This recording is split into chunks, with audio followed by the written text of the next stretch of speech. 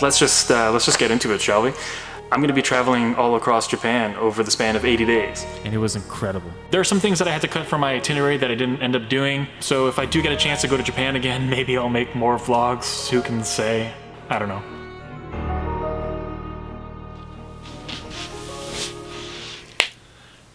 I'm going back.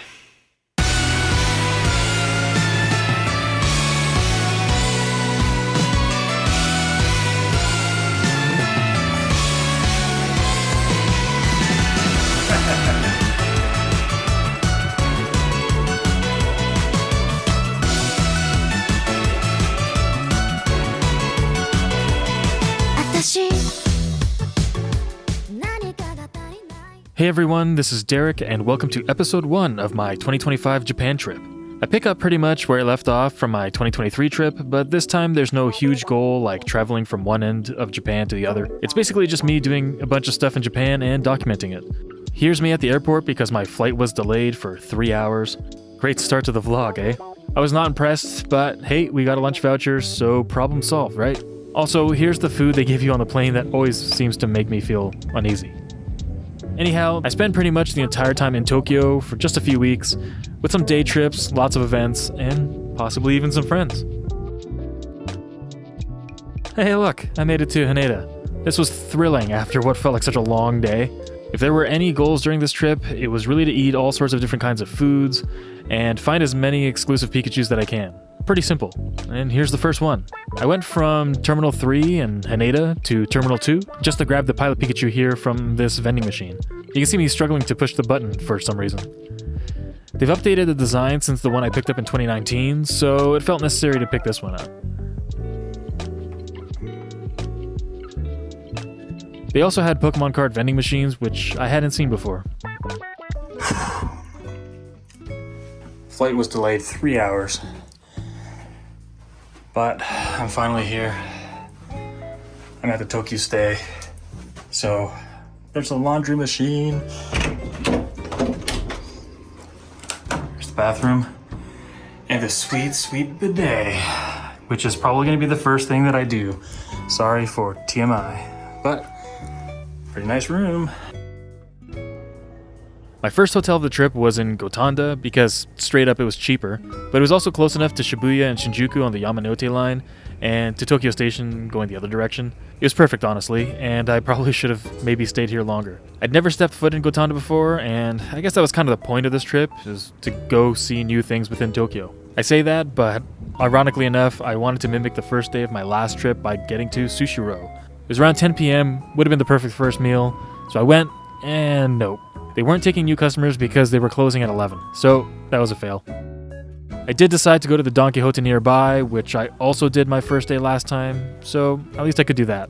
Just get a bunch of random snacks. This one had a really cool exterior. Not as wild on the inside as the Akihabara location, but I still love looking at all the different things.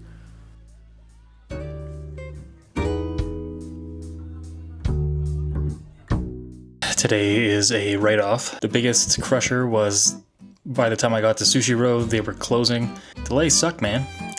So not exactly the smoothest entrance into Japan, but things were bound to go a little south since everything went so smoothly last time. But this time I have a ton of events that I'm planning to go to starting tomorrow, so all hope is not lost.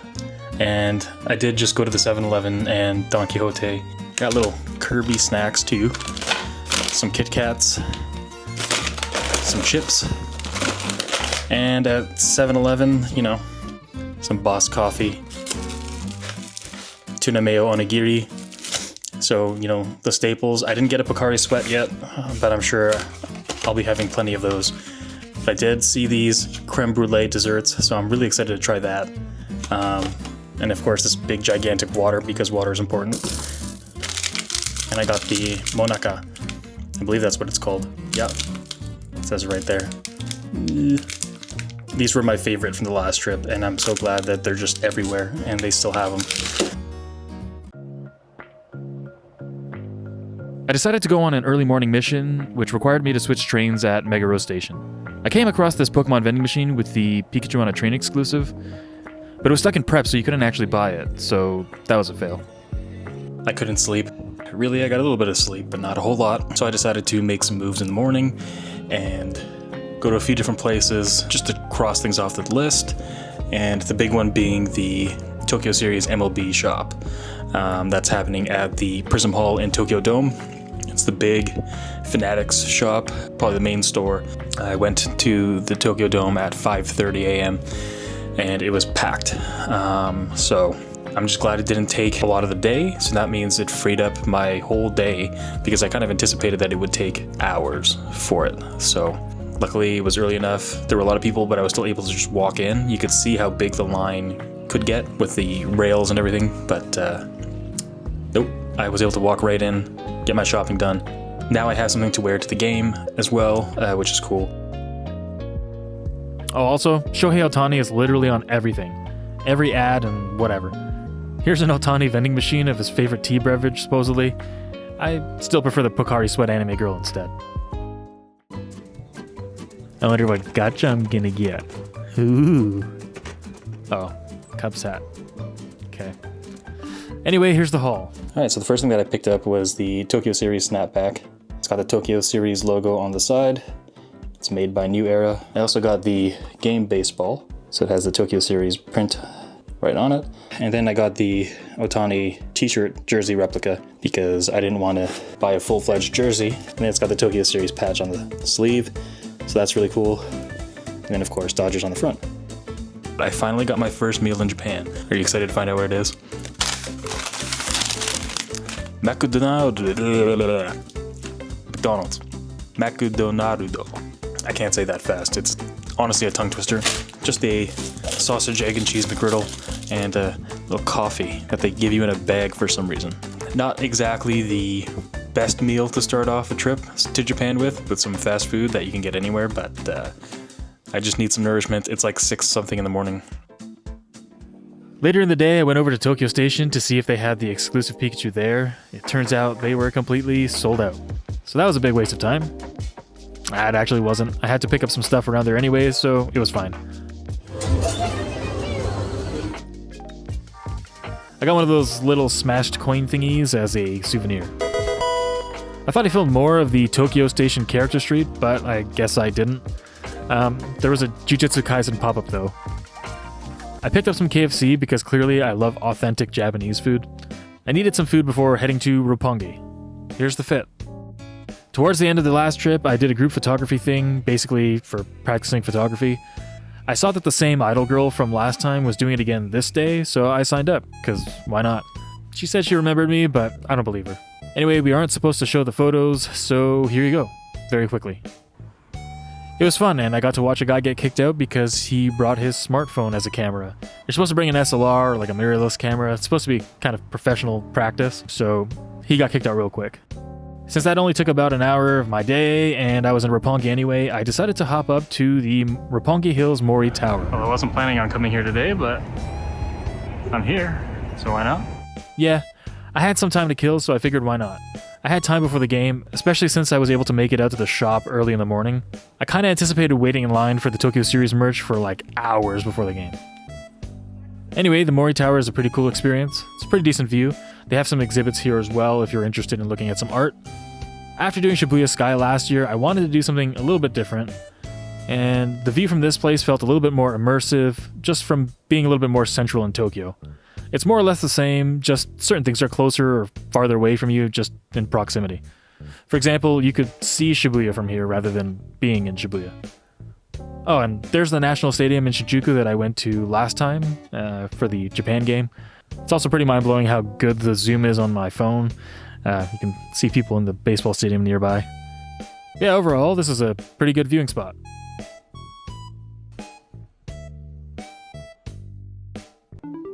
Alright, it's game time, and I made it to Tokyo Dome City, and as you can see, the line to get into the shop at this time was insane. It snaked all around the inside and outside, and almost all the way to the dome itself. There were lots of photo opportunities and food and drink outside the dome, so everyone's kind of clustered around everything. Everything was branded in the Tokyo Series event, even the beer cups. It was a way bigger deal than I anticipated.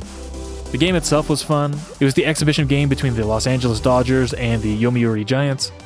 Tokyo Dome is the home stadium of the Giants, so in hindsight, I'm actually pretty glad I got tickets to this game. It was certainly a bit more unique seeing a local Japanese team. Sadly though, I didn't get the Pikachus that invaded the actual MLB home opener. That's okay though. You ready, Tokyo Dome? Leading off, designated hitter, Shohei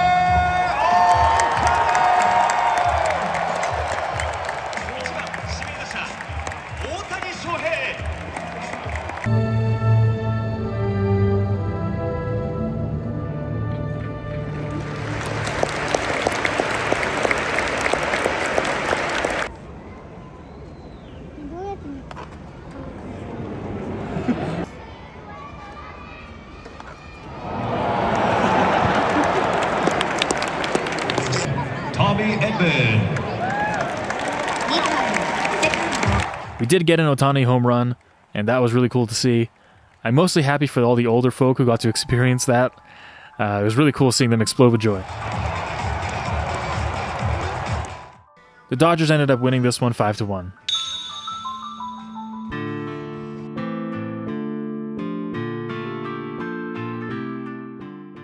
Well, I'm reined in, so I'm gonna watch the Leafs with some snacks. Well, I didn't get my hands on a spoon until 2 days after I bought this thing, because you're supposed to crack it like that. And yeah, I guess it didn't hold up in the shitty little freezer in the hotel room. So I'll probably get another one, but I'll drink this one, I suppose.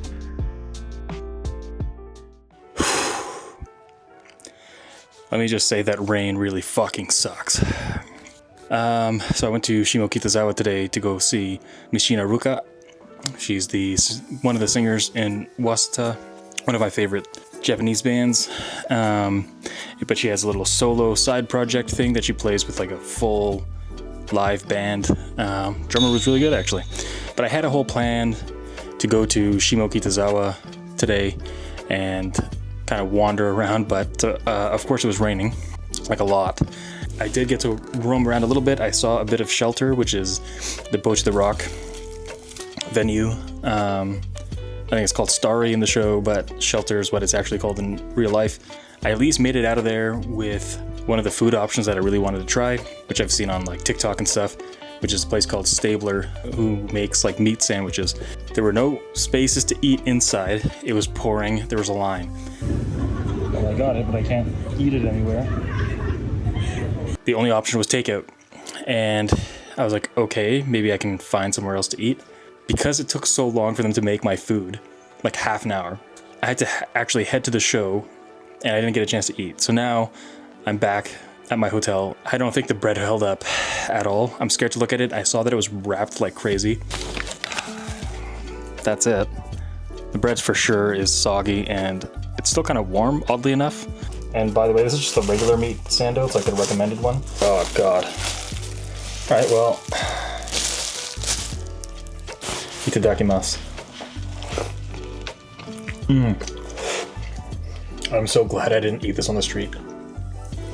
That would have been a disaster. It's pretty freaking good. While in Shimokitazawa, I passed by a card shop, so naturally I went inside. It was at this point that I had unlocked a side quest. My goal is to pick up all the Terrestrial Festival SARs, because Prismatic Evolutions is just impossible. They did have a bunch of the evolutions, but I haven't done enough research on the prices yet. Like, screw it, I just want the artwork. And to be honest, the textures and the shimmer on them, so much nicer than the ones in English. Like, who cares? From far away, you're still just gonna notice the artwork. And that's what I care about the most. In the evening, I went over to Shibuya. I went to Soccer Shop Camo because, as is tradition for each of my trips to Japan, I get a Samurai Blue jersey. This time I grabbed one with a name, deciding on Brighton's Mitoma. I did end up heading to both of Japan's World Cup qualifier matches during this trip, which you'll see later on, so I needed something to wear. Across from Camo is the Parco building with the Pokemon Center Shibuya. This was technically the first Pokemon Center I would go to on this trip. But for this series, I'm tallying up all the Pokemon stores as well because those are actually new to me. I visited all 16 Pokemon centers back in 2023.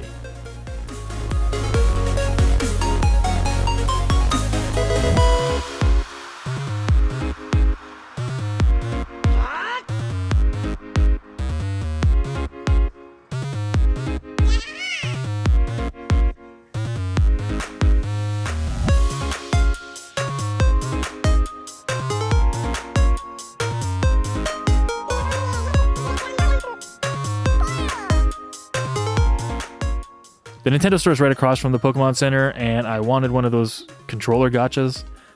The guy was nice enough to film me picking the piece at random, except he didn't realize it was already filming and instead stopped the video. It's all good. He showed me to the other gacha machines with the N64 and GameCube controller pieces, as well as the Legend of Zelda Tears of the Kingdom gacha as well. And this is what I ended up with. Since I knew it was nearby, I decided to hunt for the Paolo from Tokyo hot sauce vending machine. He's a YouTuber that I watch quite a bit. His Day in the Life series is amazing, as is this hot sauce. Finally, I made my way to the Tsutaya building, right at the front of the Shibuya Scramble, to head to the Pokemon Card Lounge. You can book some time here to play Pokemon cards, or just hang out with your friends. I don't really know what happened to my footage here, but the only important thing that was missing is the snack bar. There's unlimited snacks and drinks, but don't get too excited. They're just these tiny little dagashi snacks and some coffee or like little mini cans of drinks. Overall though, it's an awesome space to play and practice the TCG with friends. I didn't have a deck or friends, so I just kind of sat here and relaxed for a bit, ate some snacks. There's a display of giant cards here, and of course some exclusive merch, so I had to pick some of that up. And yes, they do sell cards as well, so I bought some packs to open up here. I'm at the share lounge, I might as well open some packs. This is the only hit. It's okay. Still something cool. Yeah, and that's the end of my shopping spree in Shibuya. But that'll do it for this episode. Thanks for sticking around until the end. I don't know how many episodes this series is going to be. I didn't exactly plan that out, but hopefully it's entertaining, and we'll see how it goes. We'll see you in the next one.